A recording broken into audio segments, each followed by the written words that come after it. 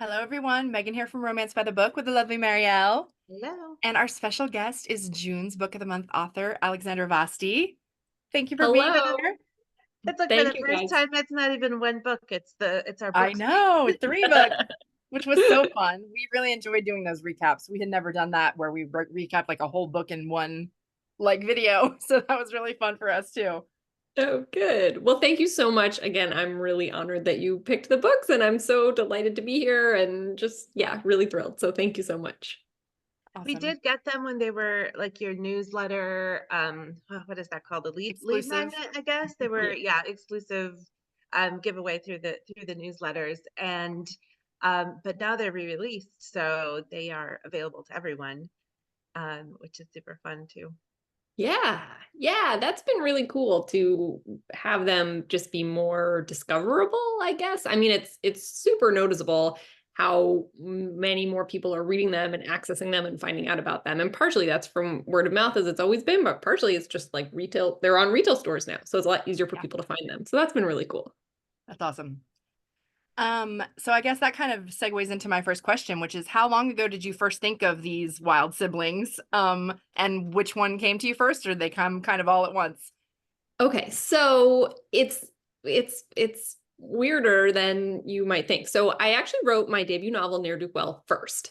So Ne'er Do Well, here, right here, comes out next month in July, and in so it's a matchmaking book, and so it's the classic like fall in love with your matchmaker. So the heroine Selena is matchmaking for our hero Peter, and I wanted to write that sort of classic scene where, the matchmaker's like, well, that person won't work and that person won't work and that, because obviously they want this for themselves. They just don't want to admit it. So she's going through her list of rejected, whatever. And I'm just making up these characters off the top of my head, why they wouldn't be acceptable. And the reason she's matchmaking for him is because he needs to be very respectable. So I made up these twins, Margot and Matilda Halifax, who are just completely unrespectable, scandalous. They break every rule. They just do. And she was like, I love them, but yeah, he definitely can't marry them or either of them, not both. So I wrote that sentence, wrote the whole rest of the book. I got my agent with this book. We went out to try to publish it. And I just could not get that one sentence that I had written about these Halifax twins out of my head. I was like, what is their story? They're 19 years old. They're running around doing all, like, what happened? Like, how did this come to be? And I was supposed to be writing a whole other book. And I just couldn't stop thinking about these Halifax twins. So while my book went out to editors to see if they, well, Ne'er Do Well went out to editors to see if they wanted to buy it, I wrote Margot, and then I wrote most of Matilda as well. And I asked my agent if I could put it out as like a newsletter freebie, and she was like, sure, sure. I had 79 newsletter subscribers. It was not like I didn't really expect anything was going to happen. So I wrote Margot, put it out, and then Ne'er Do Well sold. And then I had a non-compete in my contract, and I had already written almost all of Matilda. I was like, I really want to put it out anyway. So I couldn't sell it, but I was able to put it out. I had them write into my contract that I could put it out in my newsletter for free. So that was how the Halifax twins transpired, from one line in Ne'er Do Well. And then they, of course, those books came out originally in 2022 and 2023, and this one isn't coming out until this year. So publishing timelines are all wacky, but that's where they came from. I mean, it seems on brand for them to like be a sentence, but then be like, Bust in and rough up the excuse place. me. Yeah. Yeah. You will not forget about us in one sentence. Sorry. Margot, especially, that was the quickest thing I've ever written. Margot and Henry's voices were so strong in my head. Their characters were so clear and fully formed. And a lot of times when I'm writing something, it takes me, maybe 100 pages of writing to really feel like I really know the characters and I really know what they're going to say. Sometimes I have to go back and rewrite the whole first 100 pages because I'm like, oh, now I really know you. But no, Margot and Henry, I knew them instantly from the first. I knew exactly how they sounded. And even now, like if I went back and wrote an epilogue later, I've written a bonus scene. It's just so easy for me to write them. Their voices are so strong in my head. They're so fun together. They really are. They're really fun together. Brother's best friend is my personal favorite trope. So did you always know that was going to be Margot's story, or did Henry pop up after her? Um, that's a good question. No, I didn't really know that was going to be her story. The first scene of Margot is like him recollecting this cherry stem thing that he saw her tie cherry stem in a knot with her tongue, and he fell in love with her from that moment. And that came about because I was talking with some friends about tying a cherry stem. We were talking about party tricks, and tying a cherry stem in a knot with your tongue came up. And I was like, it's surprising you don't see that in romance novels more, because it's sort of weird, but it's like kind of like a little sexy, kind of Yeah. a little suggestive. And I thought, you know what, that would be really funny in a historical romance specifically. Because it would be so shocking and scandalous. And the first time I had it in my mind, I had it gender swapped. I was like, oh, this sort of like, man. And then I was like, no, what would be really funny is like a debutante doing it sort of as like a party trick at her coming out. So then, And then the cherry I'm not really sure how that transpired. Yes. His brother's best friend, but that was what came up. That's awesome. I find that when, like, I don't know, I think novellas are like a particular challenge, I think, because they're short, but you want them to feel like a whole story. Like, you don't want it, sometimes like short fiction or flash fiction, it's like, that it's just a scene. You don't expect to like get like a full thing out of it. But with a novella, I mean, like, I tend to expect a full story. I want satisfaction, but also it's short. So, but I thought with this, it was interesting because a lot of times, like, the characters have to know each other before, because then you have like a history that you can build on, and it's not just like they met. But 2 out of your 3 novellas are people who did not know each other. And I mean, I did think that with Margot and Henry, it was fun to have that like pining on his part and her being kind of like, what are you talking about? You are so serious. Honestly, my very favorite thing about that book is how many times, like, you have her like touch him, and she is like, are you not a lawyer? Don't you work in an office? Why What are you is doing? your shoulder so broad? Why are you so firm? What exactly? I need to ask him what he does actually. And I adored in this one the fact that she like thought she knew him in a way that we do sometimes with people, where it's like, yeah, Henry, but then when she got stuck in the carriage with him, all of a sudden she was like, wait a minute, that's what do you do? Yeah. Which was really fun. But then the other two, you completely like flipped that on its head. And I am curious if this is a thing that you did on purpose, or if it was something that you were like, these are the characters, and once you were in, you had to kind of tackle the challenges that came with it. Yeah. I think that, well, I mean, the two where they meet in the novella and their whole relationship develops in the novella, those are twice as long. So I do think, for me at least, it definitely does take more pages to really like develop that relationship from scratch. It's just easier when they already know each other and have this foundation of friendship and respect, before Yeah. love and sex and all that stuff gets added into the mix.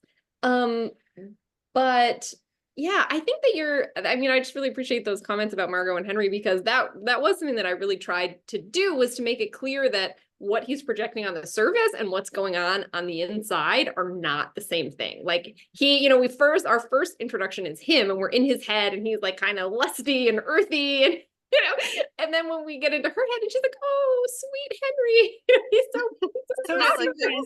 So so trustworthy. Yeah. and she's not wrong, he is all those things, but there's all of the stuff that he's been sort of seething under the surface, not wanting to tell her for years and years. So yeah, and the fact that she's always sort of like poking him, and it's like, what is happening? I mean, it's like quite like a literal metaphor. But also, one of the things that I wanted to get at with that is that they haven't actually like physically interacted, very rarely. And I have a deleted scene where he thinks about like the 6 times that he and Margot have touched, and he like enumerated it. It ended up not really contributing anything, but it is. You could still send it to us because it's fine. Oh my Oh, gosh. that's funny. She, I did love that about them in particular because they he wasn't on the inside what he like thought he should be, I guess, on the outside.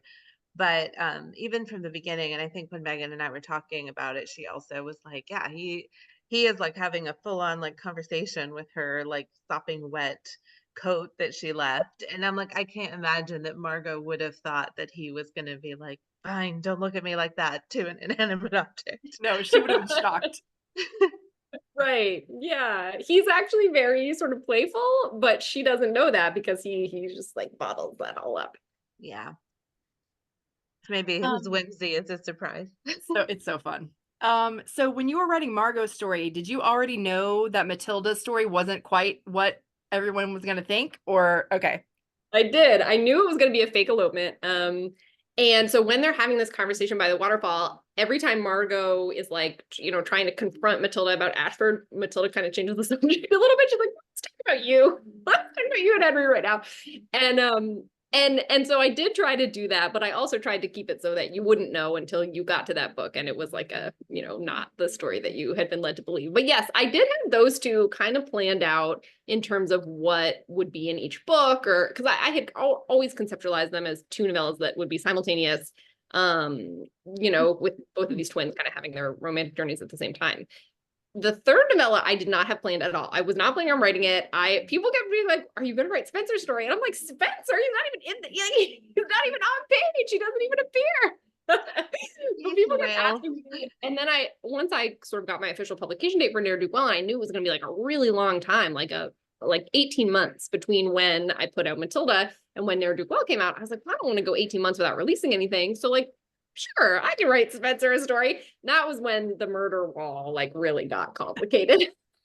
That was when I had to make a spreadsheet of like October 1st, 1821, October 2nd, 1821. Here's where each character is, you know, on the island of Great Britain. That's funny. Awesome. And you have a map with all the, I feel like How long does it take to get between these two places? Yeah. in a carriage, in the mud, without rain. With rain, without rain. Well, I was going to ask, because your day job and your like area of expertise is history. And so how does that help, and how is it a challenge for you when you're writing fiction, and particular romantic fiction, in the time periods that you study? Yeah. I think it's great. I always wanted to write, and I always wanted to write romance. And you know, historical romance was always like my sort of deep love. I mean, I just have enjoyed it for 25 years. I've just enjoyed historical so much. But I never really tried to write one because I was like, I don't know that enough, and I don't even know how you would begin to find out stuff, you know, like what is a cartwheel made of? I don't know. How do you find that out? And so it wasn't really until after I got my PhD and really learned about research and kind of really just spent years sort of immersed in the process of doing research that I felt confident enough in my research skills to sit down and work on a historical romance. And I think my historicals are kind of modern feeling, on purpose, but I do a ton of research. I mean, so like for Winnie and Spencer, I did so much research into how were marriages recorded, so that, obviously for anyone who's listening, the premise of that one is that Winnie makes up a fake husband and in order to secure a rental plot of land.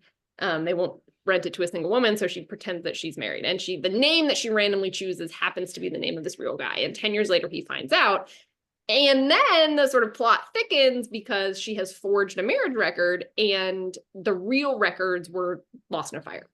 And I was I really wasn't sure how to plot this out exactly. I had this idea that I wanted her to have made this up, but I wasn't really sure what would happen. And when I started doing the research, really, this was very realistic.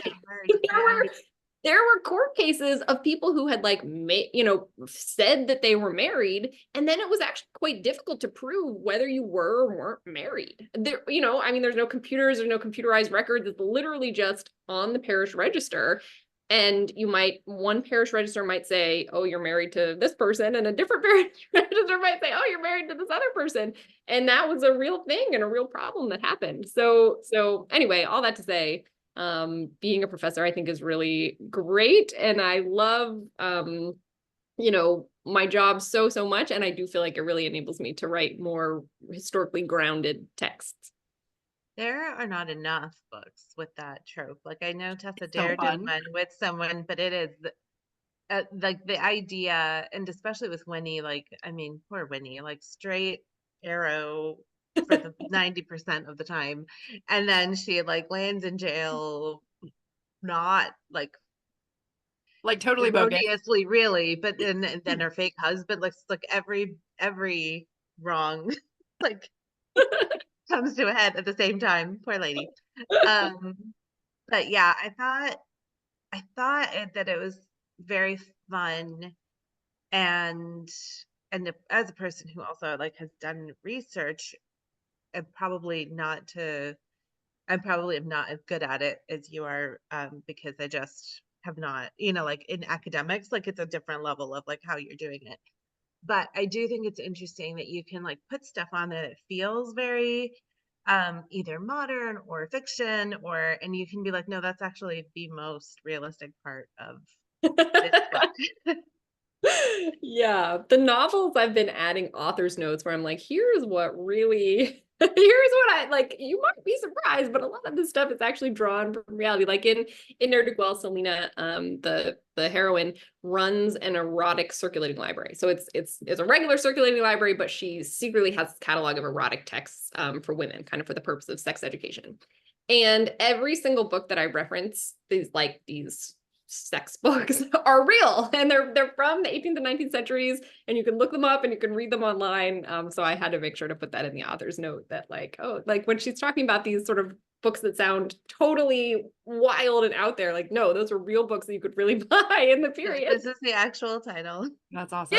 Well, and that reminds me of your videos that you do on your Instagram page. Everybody should be following her on Instagram, because she will post videos about historical accuracies, about like certain language and other stuff like that. And it's really fun. Good.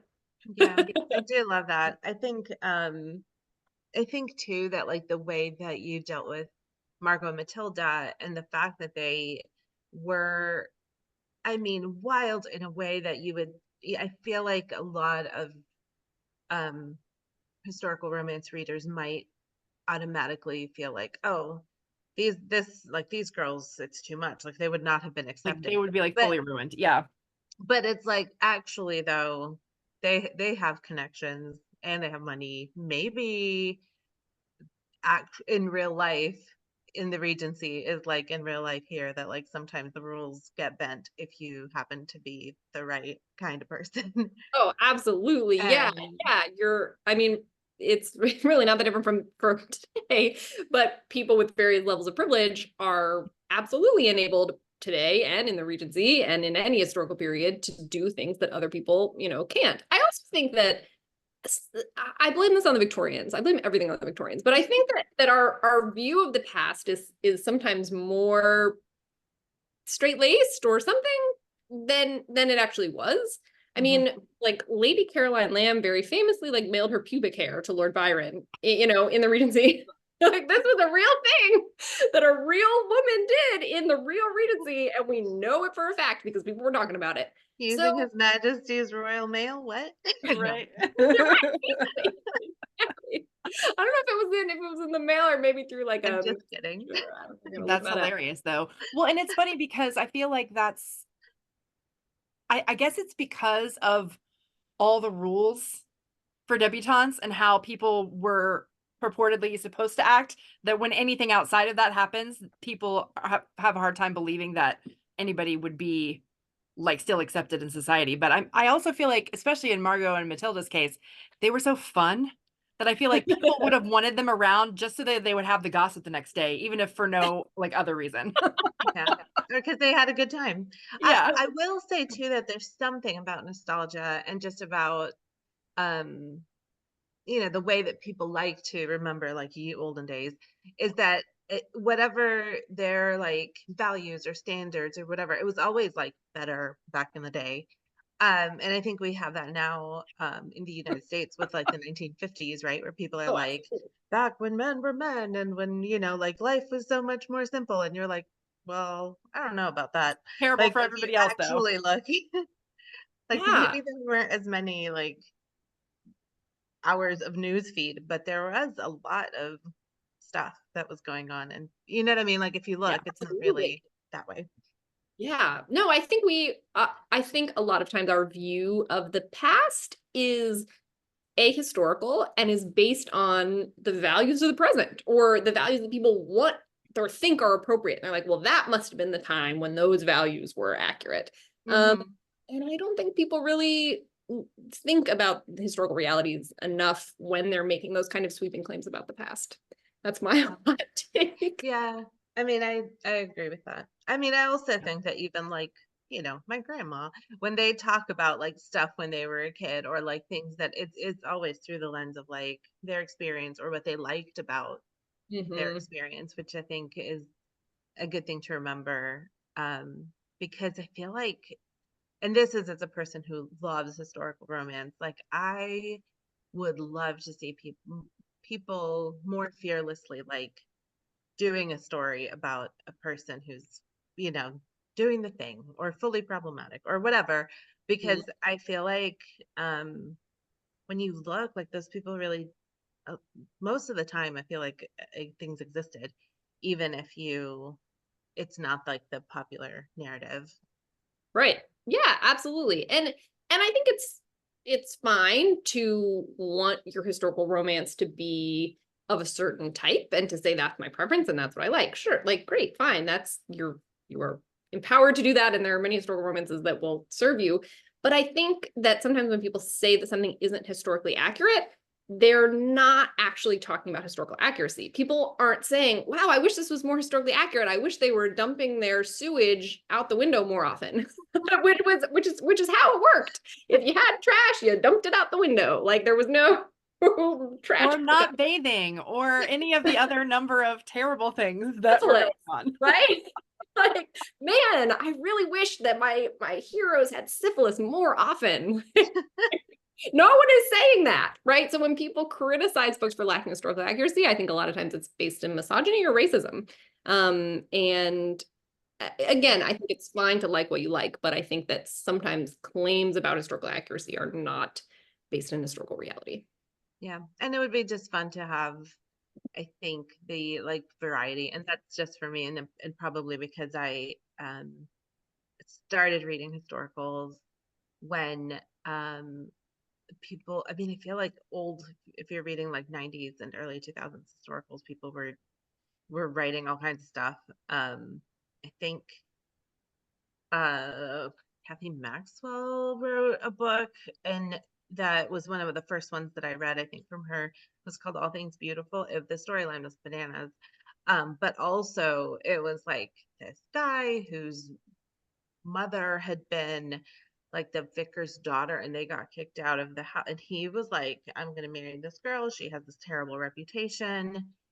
And then she actually did not, she was like a virgin, but everybody thought that she had been like in an orgy. Like it was like a whole, the story was but she like completely went with it as far as talking about or touching on like the ways that women, like your reputation mattered more than anything. In And this poor reality. girl, Yeah. and yeah, and in the book the girl like thought that like she didn't know how sex worked, and so she asked like a person who had been like in service to her family for a long time, and the lady was like embarrassed, so she just was kind of like, well, you get together and you kind of smooch and stuff. And so he like didn't really have sex with her, but she was like, it's fine, now I'll have a baby and it'll be fine. And he's like, What? what?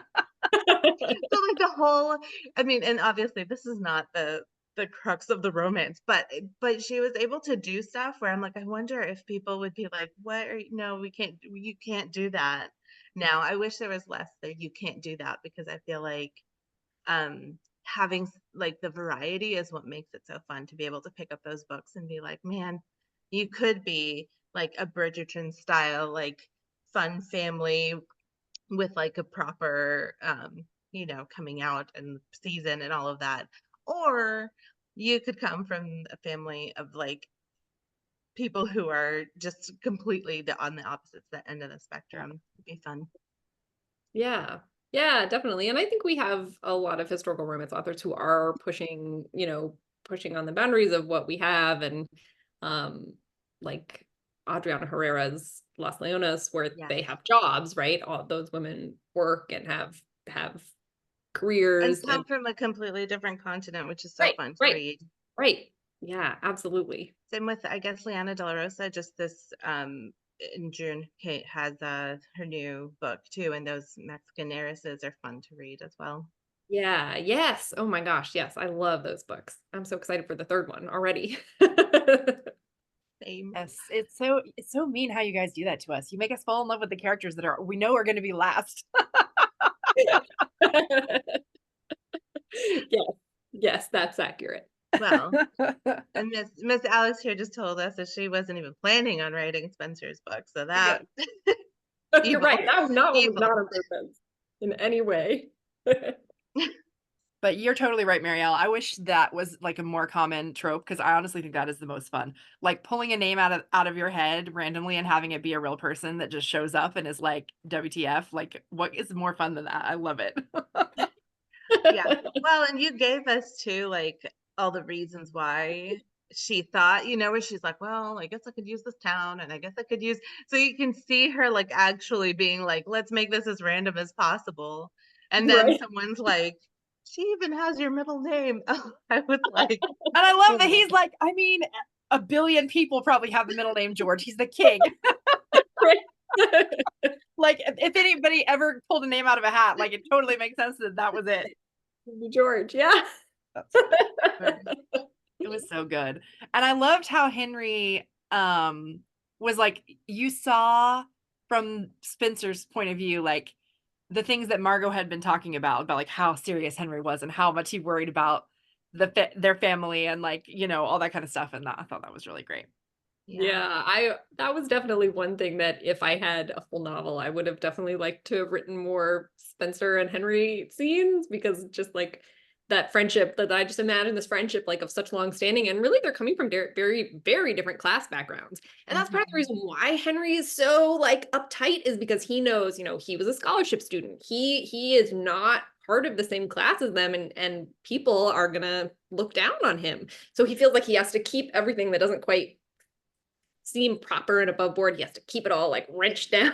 It did feel like that was one very interesting difference between like the Halifax Hellions and Henry, in that they had lots of insecurities and things that they were dealing with, but their place in the world was like, it was kind of assured. Where with Henry, he was not. He's like, no, I do need to make my money, and also I need to, like, I have to be responsible to some extent. Yeah. I also was interesting how Margot and Matilda both were kind of, they had almost like painted themselves into a corner with the like reputation that they built for themselves, but because they were trying to support each other, it was hard for them to like let go of that. I thought it was so smart and very touching. The moments when they talked about it to each other, which I think happened in book 1. That's right, Megan, right? And where they're like near the waterfall. Yeah. And Matilda's kind of like, I don't want to be like, this isn't what I want. And Margot is like, even though we just saw her saying to herself The same thing. this isn't what I want. Yeah. But it was so like entrenched in who they were to each other. Was that a thing that like just happened as you were writing your characters and kind of developing the story, or did you know from the beginning that it was going to be like a big piece of like why they were kind of like going their separate ways? Yeah. Well, I think that when I was conceptualizing Margot and Henry and writing the book, what I tried to do is the thing that I really love in romance is when both of the characters are actually kind of going through the same emotional arc. So both Margot and Henry are stuck. Like they're Mhm. in a position that they have chosen, but it doesn't fit them anymore. It doesn't feel right, doesn't work anymore. And they're both trying to figure out, what am I going to lose if I let go of that thing? And Mhm. Henry is afraid of losing his friendship with Margot. He's afraid of, he's like, I want to keep what I have. I don't want to lose everything. If I tell her that I'm in love with her, I'll just be her friend forever. And Margot is worried that if she changes her reputation, if she changes her way of life, she's going to lose Matilda. Thank God Matilda was like the one to start everything off, because who knows how long they would have just hung out there. But so when Matilda elopes and really pushes against this, like, I don't want to be a Halifax Hellion anymore. I don't want to just be stuck in this kind of caricature anymore. Then Margot has to kind of reckon with that. And ultimately, I think both of them don't want to lose each other. They just want to change. But that's hard for Margot to accept. One of the things that I like in my mind that's not really on the page, but is that like Margot keeps being like, you don't even know, Ashford, you just met him. Because in Margot's mind, like 7 years is how long it takes to fall in love with someone. Margot is impulsive about a lot of things, but falling in love is not it. That takes a very long time. Like Clearly. She still had many questions for Henry even after all that time. Yeah. Well, like you said, they sort of only knew each other on the surface. Like especially in her case, like she didn't know even a tiny tidbit of the things that were going on under his surface. So he didn't let her.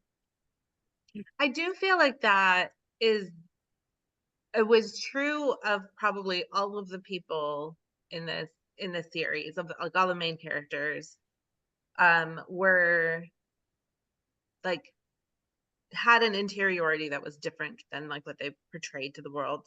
I felt like Winnie was especially like conscious of that herself, that like she, first of all, her mother like trained her to be able to like portray a thing. So when she like she gets to Henry's house and like starts like swaying her hip all of a sudden, and he's like, what just happened here? like, who is that? Yeah. Yeah, but all of them to some degree are like that. And I honestly found that super relatable, because I do think that most people have a bit of that, and like how safe you are to be able to be your inside person on the outside is like kind of the mark of how close a relationship is, or how like good your relationships are, I think. So it was really fun to see that play out as like part of the arcs for kind of all of them, I think, but in different ways, and how they each kind of needed different things to be able to be that themselves, more themselves, I guess. Yeah. Yeah, that's very thoughtful. Thank you. I That moment where Winnie like puts on her sexy act in the house, I wrote that and I was like, I don't really know what this would sound like, but okay, I'm just, I'm a writer and I'm not a voice actor.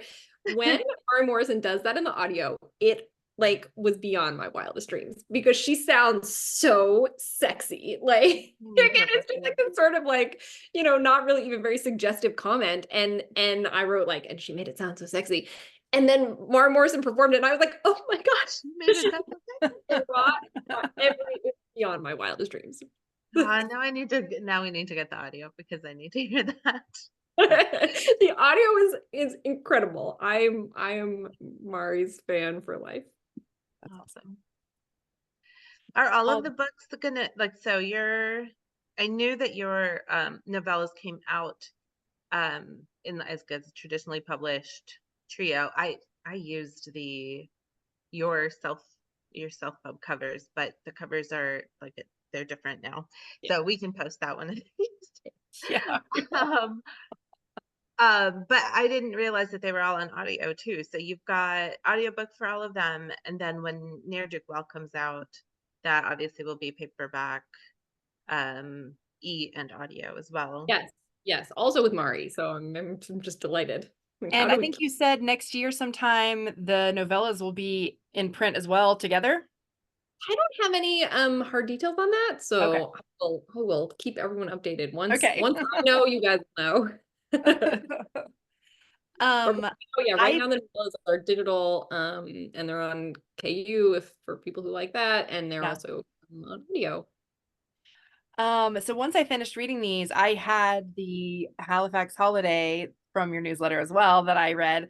And since we didn't really talk about that, I don't want to spoil that for anybody, but I will say that one of the scenes I loved the most in that was actually between Winnie and Ashford, like in the nursery. And it was so like lovely. It made me cry. And I wondered if you um like if that just sort of popped up and surprised you too, or if that was something that you, because I guess Henry is almost an honorary Halifax. He's been around them so long. Those two are really the two that are like new. So like them having a conversation and feeling the same way about being part of the family, I thought was awesome. Thank you. Yeah, Winnie and Christian, I felt like they would get along when I was sort of imagining this, 8 years down the road. Yeah, so the issue with the novellas is that none of them have epilogues, right? So, and I couldn't write an epilogue because they all happen simultaneously. So if I wrote an epilogue, then it would be, messing with the other one. So I was like, all right, I'm just once they're all done, I'm gonna write an epilogue for all of them. So it's on my newsletter. You can subscribe and access it for free. And it's like many years down the road and they're all together for Christmas. And there's like a little secondary character gets a love story. It was super fun to write. It's only about 40 pages, so it's just a little treat. But So yeah, I felt that Winnie and Christian would get along. Like they're both kind of a little more reserved and it's sort of in this kind of boisterous family, and they're also very lonely. I mean that both Christian and Winnie feel very isolated, even though they do have people who love them, but they don't ever feel like they can let their guard down until they get sucked into this sort of massive chaos. And I also felt like both Winnie and Christian would need, like when everyone is, is like running around trying to make jam and there's cats everywhere and children, and like both of them would need like to go into a dark room for a little bit, which I relate to myself. yeah, for sure. But yeah, I really loved that. And I mean, I love it. I love an epilogue that's well known on this page. But yeah, that was really fun for me and I really enjoyed that. So definitely, if you guys are reading the novellas, go and get that from her newsletter. It's You awesome. definitely wrote that for the Megan burdens in because I mean I like an epilogue too, but Megan, we read them and she was like the only thing I needed. Yep. And there it was. So What I really want to Very write specific. someday, and I don't know when this is going to happen, but someday I'm going to write it, is I want to write like a scene with Margot and Matilda where they kind of like reunite, because that's, to me, that's like a moment that I feel like is kind of missing. Like they're both of their books end with the ending of the romance, which obviously is the romance novella, so that makes sense. But I want them to have like a sisterly reunion where they kind of talk things out, and that happens in my mind. It happens. So I just need to put it on the page. that happens in my mind too. Yes. Because I did feel like their relationship to each other was so strong and they were so much there for each other. And the fact that their arcs in their stories, like it was a lot about them like admitting that they wanted like to have their own like happily ever after. And that they didn't want to have like to be the Hellions together forever, like in chaos against the world. But that, like that doesn't mean they don't love each other. And you see in each of their stories, you see them being like, oh, but my sister, like and so it'd be fun to see that. In my mind, they definitely are writing each other always. And Yeah. Yeah. Oh, well, we'll look forward to that as maybe a newsletter exclusive at some time in the future. So yeah, for anyone who's watching this, if you too would like to know things, newsletters are great for that. So I'm going to ask you what I ask all of our guests, which is, what is your favorite trope to read?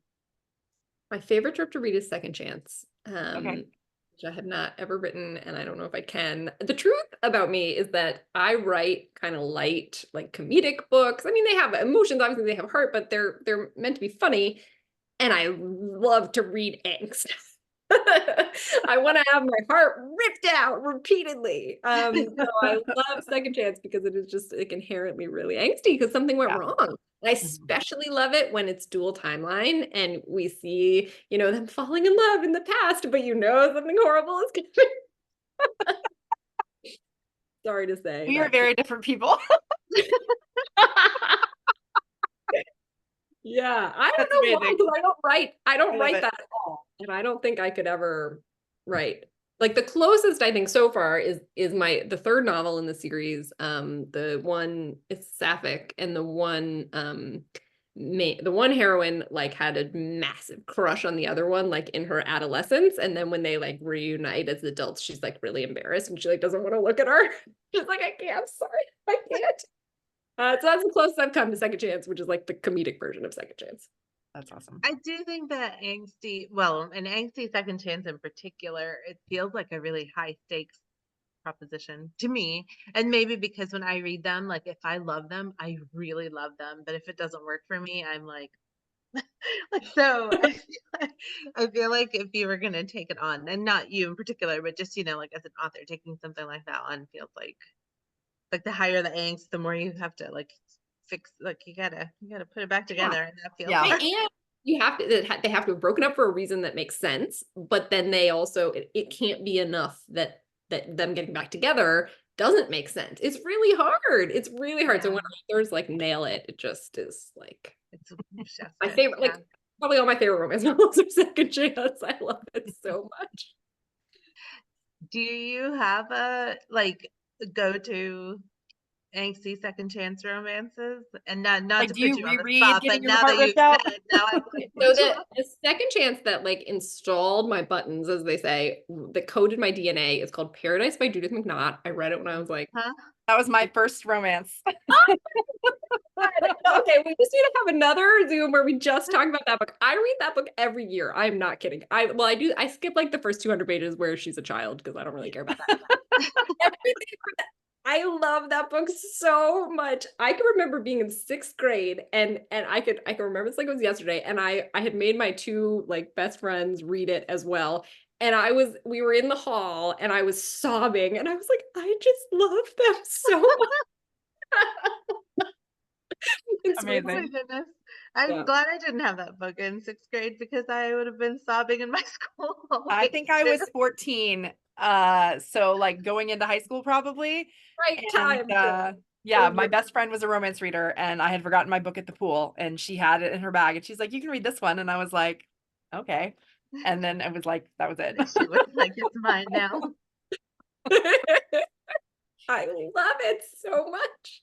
That's awesome. Yeah, so that maybe one. next year, maybe we'll make a plan and do a Oh my gosh. Paradise. I see like Megan's already like, yep.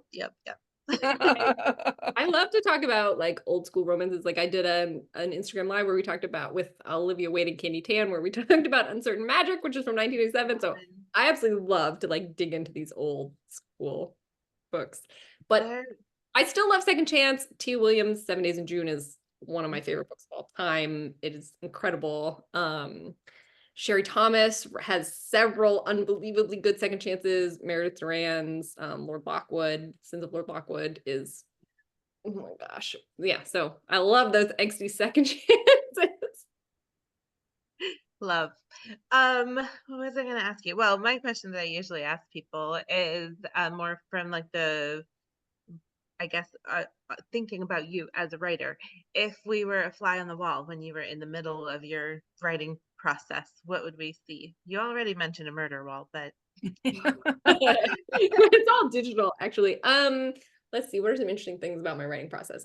When I revise, I write the whole thing straight through. I'm a chronological writer, but then by the time I get to the end, I'm like, all right, well, there's a lot of stuff that just changed along the way. So I'm a big reviser. I love revising. But I revise with a lot of Post-its. So like when I'm in my revision mode, this will be like covered in like 30 Post-its. And then I like very happily like peel them off and throw them away when I've when I've done each task. If I work a lot at coffee shops too, if you saw me writing this past week, I was just like sobbing. I don't know why. I really like had me in my feelings. It's because one of my heroines in this sapphic is really lonely, and that just really Oh. like gets in my heart. But And it's so not angsty, you said? Yeah. no, I don't think it's angsty. I don't think it is. It's quite comic. There's bats and a dog, and no, I don't think it's angsty. But it was just like these two chapters where, people were loving her and telling her she's not alone. And I was just like sobbing Oh. in the coffee shop. I couldn't, yeah, I don't know. That's what you would have seen this week. I was like, get out of here. This is my favorite coffee shop. Awesome.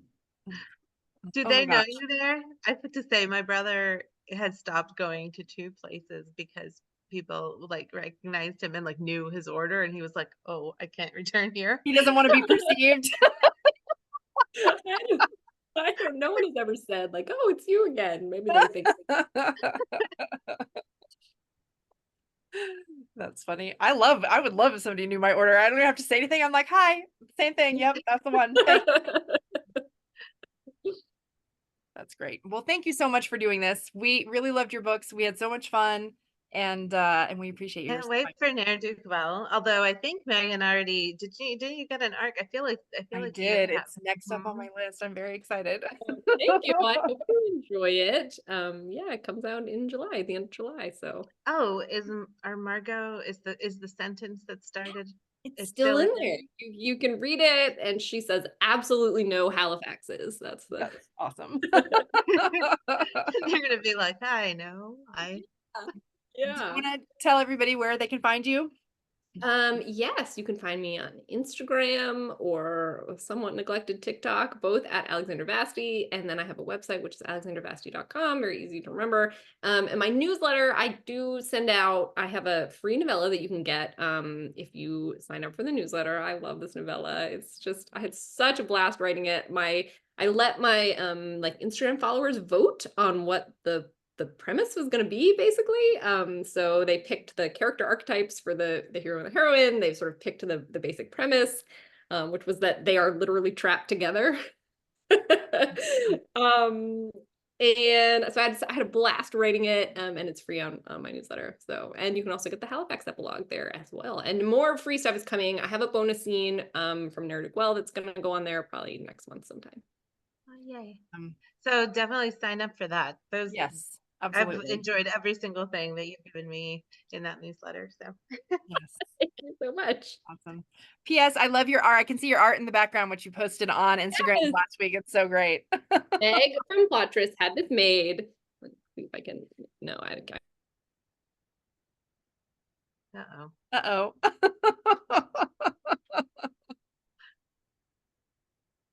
Oh, I should have left it alone. Well, huge thanks to Alexandra Vasti. We loved having her on. It was so much fun. And we hope you guys loved the Halifaxes as much as we did. And we look forward to reading her book next month. So thanks, everybody. See you in July. Bye.